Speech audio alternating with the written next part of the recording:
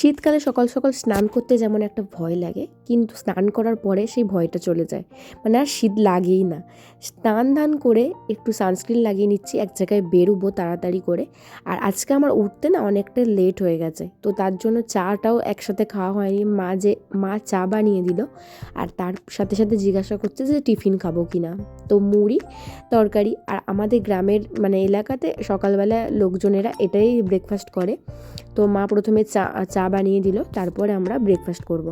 তো এই যে মুড়ি আর আলুর তরকারি, আর এদিকে বাবাই শুয়ে শুয়ে পাঁপড় ভাজা খাচ্ছে, ওই ললি পাঁপড় ভাজা। তো আমিও খেয়ে দিয়ে এক জায়গায় বেরোবো, বাবাইকে নিয়ে যাব না, কারণ অনেকটা দূরেরই রাস্তা, আস্তে আস্তে আমার অনেকটা লেট হয়ে যাবে তার জন্য। আর এই যে আমাদের এই দিকটা খুবই সুন্দর, একদিন ঘুরে সবাইকে দেখাবো। আর এই যে আসছি, এখন বাজে প্রায় 1টা, বাবাই আর ফুলমণি খেলছে। তো আজকের মতন ভিডিওটা এইটুখানি, দেখা হবে এটা নেক্সট ভিডিও।